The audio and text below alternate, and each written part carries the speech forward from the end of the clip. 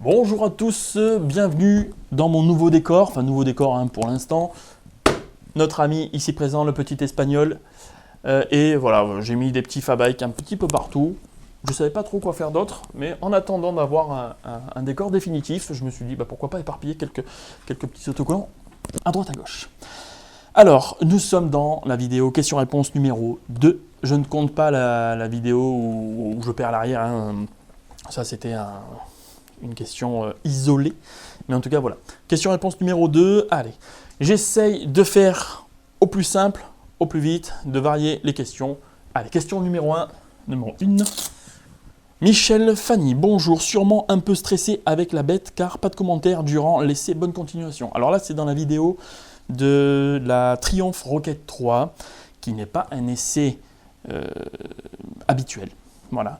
C'est vrai que j'ai pas beaucoup parlé au début, je vous ai dit que c'était pas un essai conventionnel, mais en réalité, ce que je voulais dire, je me suis mal exprimé, mais ça c'est souvent le cas, c'était pas un essai habituel, je voulais juste vous faire partager les premiers tours de roue, mes premières sensations sans en parler, c'était un peu le but, parce que vous étiez plusieurs à me demander des essais sans commentaires, et je me suis dit que c'était une occasion de le faire avec cette moto, parce que elle dégage quelque chose, même sans parler.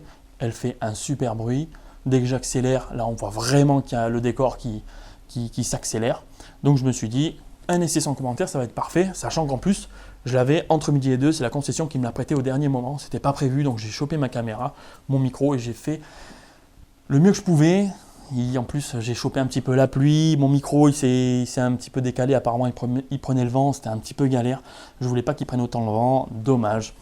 Voilà, mais en tout cas, pour ceux qui n'ont pas compris, ce n'était pas un essai classique. L'essai arrive la semaine prochaine, où là, je vais vous inonder d'informations, de ressentis. Et maintenant que je connais la moto, en plus, j'ai regardé un petit peu l'essai, donc j'en parlerai dans cette vidéo. Mais voilà, les essais presse, ils ont été gentils, on va dire ça. Enfin, de là à dire qu'un moteur, il pousse, mais... Comment ça, mais c'est un avion. Comment ça, mais je comprends pas bien là. Voilà, j'en parlerai dans la prochaine vidéo. Question numéro 2 de Charlie55. Hello, par rapport à un Niken, cela donne quoi? Donc là, c'est dans la vidéo du Can-Am Ryker Rally que j'ai essayé il n'y a pas longtemps. Alors, le Niken se compare à une moto. C'est un véhicule qui penche. C'est juste qu'au lieu d'avoir une roue à l'avant, il va en avoir deux en parallèle. Donc double adhérence, mais un poids ajouté, un poids... sur l'avant qui est rehaussé à cause de ce système de parallélogramme. Alors que le Ryker, lui, il va tourner à plat, comme une voiture, comme un karting, comme tout ce que tu veux, qui a 4 roues. Enfin non, parce qu'il y a les quadros qui penchent, bref, c'est encore autre chose. Mais voilà, un Ryker se compare à une voiture, un Niken se compare à une moto. En plus, le Ryker, il prend beaucoup plus de place, il est beaucoup plus large. Voilà, donc ça ne se compare pas, Niken moto, Ryker, voiture. Question numéro 3. Laurent Ruff, super présentation. Par contre, les Komodo sont-ils éclairés la nuit comme la Tiger 800? Donc, il voulait dire rétro-éclairé, mais on s'est compris. C'est ça le plus important. C'est dans la vidéo de la présentation du compteur de l'Africa Twin 1100. Non, ils ne sont pas rétro-éclairés. Ils n'ont même pas prévu de le faire. Non, ils sont classiques. Au début, c'est un petit peu dur de s'y retrouver parce qu'il y a des boutons partout. Mais au final, quand tu connais ta moto, ça devient instinctif. C'est vrai que la nuit, au début, ça doit être un petit peu chiant, mais une fois que tu as pris l'habitude, tu n'as plus besoin d'avoir les Komodo rétroéclairés. Donc, c'est vrai qu'ils auraient pu faire l'effort de mettre un rétroéclairage, surtout sur des machines de ce prix-là, mais non, c'est pas rétroéclairé. Allez, question numéro 4. Alain Bruguier. Quel est ton job si bien sûr tu veux y répondre? Eh bien, je suis de métier vendeur technicien vélo. Allez, autre question. Hop. De Pussy Gangster. On va l'appeler par les initiales, PG. Mais comme c'est une fille, Page. PG, Page, c'est bien ça, Page. C'est bien, non? Page. CBR 500, V6, Ninja 400. J'ai demandé, donc elle mesure 1m87. Ça va être compliqué. C'est des gabarits qui sont relativement identiques, similaires. La Honda va avoir 2 cm de largeur de selle en plus. Sinon, en termes de guidon, hauteur, gabarit, ça va être sensiblement les mêmes choses, puisque de toute façon la Ninja 400 a le même gabarit que la Ninja 650, qui a elle aussi le même gabarit que la CBR 500R. Donc au final, 1m87, toutes les motos mid-size hors trail te paraîtront petites, de toute façon, c'est une évidence. Je te conseillerais un petit peu plus la CBR 500R, mais il faut essayer pour voir sur laquelle tu te sentiras le mieux, quoi, mais elles seront toutes les deux trop petites pour toi de toute façon. En termes d'esthétique, la CBR, je la trouve beaucoup plus agressive, beaucoup plus belle. Elle ressemble plus à un 1000 par exemple. C'est vrai qu'esthétiquement, elle défonce la Honda. La Ninja 400, elle est un petit peu plus gentillette en gueule, avec ses gueules de requin. Là, bon, moi perso, j'ai un peu de mal. Ça ressemble à la ZX-10R. La Ninja 650, la 400, j'ai hâte qu'il change un peu ce style qui, pour moi, manque d'agressivité, clairement. Par rapport à tout ce qui se fait à l'heure actuelle, je trouve que Kawa sont un petit peu esthétiquement. Ouais, ça fait quelques années qui pagaillent dans la choucroute. Bon, ce n'est que mon avis. En termes de revente, tu es sur 2 machines géniales. Je pense que la Honda se vendra mieux. Pourquoi? Parce que c'est Honda, forcément. Donc ça se vendra certainement un peu mieux. Par contre, la Honda est un petit peu plus chère comparé à la Ninja qui sera un petit peu moins chère. En termes de performance, la Ninja simplement défonce la Honda CB500. C'est simple, hein. Elle a des roues plus petites, transmission plus petite, un poids plus léger. Et en termes de chevaux, on est quasiment sur la Honda. Ce qui va vraiment changer au quotidien, ça va être la plage moteur, la plage d'utilisation. Sur la Ninja 400, tu es à 8000 tours de couple maximal. Donc il va falloir que tu la tires haut dans les tours. Alors que la CBR, ça va être à 6500 tours qu'il va y avoir le couple maximal. En plus, la CBR a un petit peu plus de couple. Mais si tu es quelqu'un qui est gentil en ville, par exemple, la Ninja tire son épingle du jeu parce qu'elle va avoir plus de douceur au niveau du moteur. Alors qu'elle va un petit peu plus claquer le CBR 500R. Enfin, il y a plein de choses comme ça qu'il faut prendre en compte. Le prix, performance moteur, douceur moteur. Ninja, elle sera mieux. Mais par contre aussi, si tu aimes bien cravacher, tu cravacheras plus avec la Ninja. Donc ça t'apportera des sensations plus de moto ancienne où il faudra vraiment monter dans les tours pour avoir un petit peu de pulpe. Voilà, donc c'est tout un compromis. Comme je dis toujours, il faut essayer les deux. Les seuls juges, c'est ceux qui vont acheter les motos, c'est pas ceux qui les essayent. Moi, je ne suis pas le juge de vos achats, ni la presse, ni personne. Eux, la presse ou les essayeurs indépendants comme moi, on est juste là pour donner des ressentis, pour vous donner une idée de la moto. Mais le seul juge, c'est vous. Ça, j'arrêterai jamais de le dire. On n'a pas la science infuse, on n'est pas dans votre corps. On ne peut pas vous dire, tiens, c'est cette moto qui va te convenir parce que si, parce que ça. Non, non, non, non, du tout. Tu essayes les deux. Si tu peux, tu nous donnes un retour d'essai. Comme ça, au moins, tu nous dis tout. Le positif, le négatif, qu'est-ce que tu as aimé sur l'une, sur l'autre. Voilà, n'hésite pas à nous donner tes ressentis, Mademoiselle Page. Question suivante, celle-là. Jonathan Ferraton, donc là aussi on est sur un duel. Bonjour Fab, en début de A2 entre la CB650R et la Kawa Z650, tu dirais quoi sachant que je mesure 1m80 et que j'habite en montagne, arrière-pays niçois, merci. Je connais l'arrière-pays niçois, c'est une région magnifique, forcément c'est le sud-est, je ne vais pas en dire du mal à ce niveau-là. C'est sinueux, c'est vallonné, c'est magnifique, c'est le monde de la moto, c'est le monde des bisounours pour la moto, évidemment. Alors, dans des conditions sinueuses et vallonnées, je te conseillerais plus un bicylindre parce que ça repart plus franchement, plus facilement, tu galères moins à jouer de la boîte. Par contre, en termes de châssis, de partie cycle, la Honda, elle est au-dessus, quoi. Là, tu as la Z650, là, tu as la Honda, quoi. La Honda peut rivaliser avec la Triumph 660S, la Street Triple. Mais en fin de compte, personne ne peut rivaliser avec la CB650R. La Z, non. La MT, non.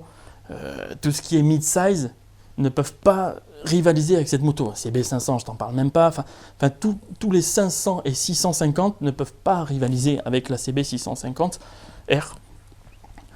Sur la partie cycle, c'est pas possible. Elle est très bien finie, elle est réussie, elle manque un petit peu de confort parce qu'il y a de la sportivité dans sa partie cycle.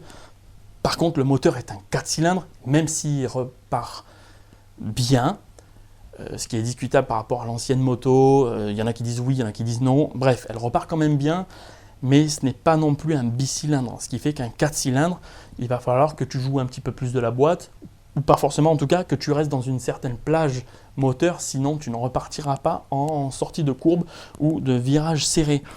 Ce qui fait que pour débuter en plus, je vais toujours conseiller la facilité, donc un bicylindre, la Z650, mais en fin de compte, la Honda, une fois que tu as pris le pli du moteur, de cette plage moteur qu'il faut utiliser, où il faut rester un petit peu plus haut dans les régimes, c'est un plaisir que tu auras, qui sera au-dessus, je pense. La Z650 n'a pas une mauvaise partie cycle, mais elle est plus molle. Elle est plus molle, on ne va pas se le cacher, hein, elle est plus molle, elle est plus frêle aussi comme moto, ce qui fait qu'à 1m80, les deux motos te paraîtront assez petites, et encore 1m80 ça va, mais la Z te paraîtra plus pocket que la Honda. Donc je te conseillerais quand même la Honda avec une certaine période d'adaptation. Mais pareil, comme Page, essaye les deux. Donne-nous ton ressenti dans les commentaires de cette vidéo. Donne-nous voilà, ton retour d'essai des deux. Qu'est-ce que tu as aimé, qu'est-ce que tu n'as pas aimé. C'est toujours intéressant pour ceux qui se posent la question. C'est des motos qui ne se comparent pas, mais l'incomparable se compare au final. Donc tout se compare. Hein, n'est-ce pas, ceux qui me disent que la 650 CBR, enfin celle-là, et la MT ne se comparent pas? Non, elles ne se comparent pas, mais si elles se comparent. Voilà, quand tu hésites, forcément ça se compare. L'incomparable se compare. Question suivante. Hop, Fat Freddy. Donc, l'anti-crevaison préventif, c'est juste en cas de pose de pneus neufs, impossible à rajouter sur des pneus déjà montés. C'est dans la vidéo des 2 trouvailles du bol d'or. C'est le produit qui se met au fond du pneu et qui colmate le trou une fois qu'il y a une crevaison, une fois qu'il y a un intrus, donc un clou, une épine, un bout de verre, du temps que c'est pas déchiré en tout cas, ce produit agit et colmate le trou. Alors, j'ai appelé le représentant que j'ai pas réussi à avoir, c'est pas grave, de toute façon j'ai déjà la réponse, je voulais juste avoir une confirmation de Wheel Secure, donc la marque qui vend ce produit. Si ça se monte sur des pneus d'occasion, déjà montés, ça se monte, il n'y a pas de problème, c'est juste que tu vas payer le démontage du pneu, la mise du liquide évidemment, et le remontage normal, comme si c'était un pneu neuf de toute façon. C'est juste qu'au lieu de l'avoir dès le début, tu l'auras au milieu de la durée de vie de ton pneu. Je pense qu'il peut se mettre sur n'importe quel pneu déjà monté, il n'y a pas de problème, il n'y a pas de contre-indication à ça. Donc, sans avoir la réponse, mais de toute façon, j'appellerai le représentant pour lui demander de donner quand même la réponse dans les commentaires de cette vidéo. Mais il n'y a pas de contre-indication. Tu peux mettre le liquide quand tu veux. C'est juste que si tu arrives en fin de vie du pneu, ça ne sert à rien de mettre des frais dans le démontage, le remontage et la mise du liquide. Allez, question suivante. Hop. Donc ça, c'est une question sur Instagram. Salut, déjà j'adore ce que tu fais. Ensuite, je ne sais pas si tu l'as fait. Je ne te suis pas depuis longtemps. Fausse excuse.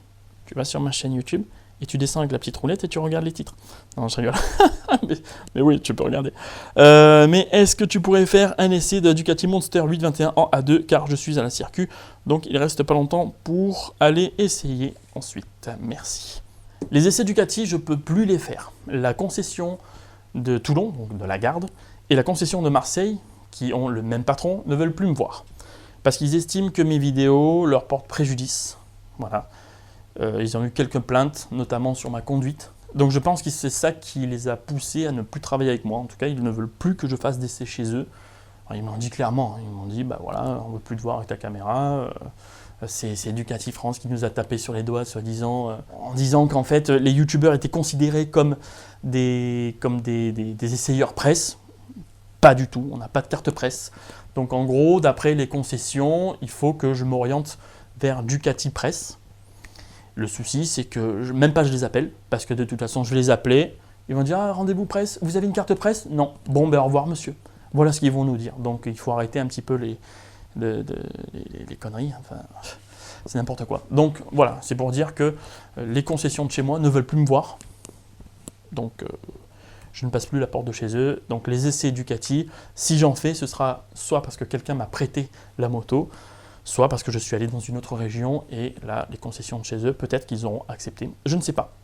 En tout cas, dès que je change de département, j'irai exprès chez Ducati pour voir s'ils ont le même son de cloche, mais ça m'étonnerait énormément. Énormément. Voilà. Allez, question suivante de Marc Match.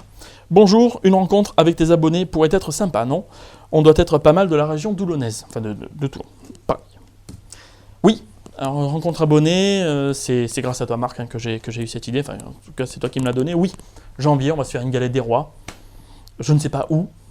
Janvier, c'est pas la meilleure période non plus pour sortir, mais en tout cas, je voudrais faire une petite sortie moto, pourquoi pas, pour faire un petit peu tourner les roues, 100, 150 ou 200 bornes, admettons, mais pas une grosse sortie. Et puis ensuite, on finira par une petite galette des rois, pourquoi pas. Voilà, donc suite au prochain épisode, je sais pas où est-ce que je mettrai l'événement, Facebook, YouTube, je sais pas encore, mais en tout cas, janvier. Janvier, petite rencontre abonnée, ça devrait être sympa. On finit cette vidéo par une petite touche sympathique. Cordonnier Patrice, bienvenue au club MT01. Donc ça c'était dans la vidéo de la MT01. Bienvenue au club MT01. La mienne totalise 217 000 km. 217 000 km. C'est pas mal. C'est pas mal du tout. Au moment où je vous écris, depuis 2006, version le pot d'échappement Accra. Elle roule 365 jours par an. Une blinde en entretien en région parisienne, mais cette foutue bécane, je ne puis en changer depuis. C'est le coup de foudre. Et c'est vrai qu'il roule avec cette moto 365 jours dans l'année. À mon avis, n'importe quelle moto qui va essayer, hormis la Rocket 3, ce seront toutes des mobilettes. Hein, parce qu'il y a un couple phénoménal sur cette moto. Et comme je dis, voilà, hormis des grosses motos très couillues, toutes les motos à côté de la MT-01 seront des mobilettes. C'est la fin de cette vidéo. Qu'est-ce que j'ai à rajouter? Il n'y a pas d'autres questions? Non. Merci à ceux qui ont confirmé le record de kilométrage, comme j'avais dit dans l'autre vidéo, dans l'épisode 1. Comme quoi c'était la CB500 qui avait le record de kilométrage. En fait non, c'est la VFR. Vous m'avez dit qu'elle avait fait entre 400 et 500 000 km. Merci à vous, c'est dû à sa distribution aussi par cascade de pignons. Bon bref, c'est au lieu d'avoir une chaîne, pour ceux qui ne connaissent pas, qui organise le moteur, c'est des pignons. Donc forcément, il y a moins d'usure. Usure, oui, mais moins. Donc merci à eux, voilà. J'ai essayé d'avoir des questions variées, diverses et variées. Dites-moi en commentaire si vous aimez toujours ce genre de petites vidéos. Et n'hésitez pas à poser vos questions dans les commentaires de cette vidéo, pourquoi pas, si vous voulez que je les sélectionne. Du temps que c'est des questions assez intéressantes, j'y prendrai le temps d'y répondre en vidéo. Voilà, c'est la fin de cette vidéo. Je vous dis à bientôt. Ciao tout le monde!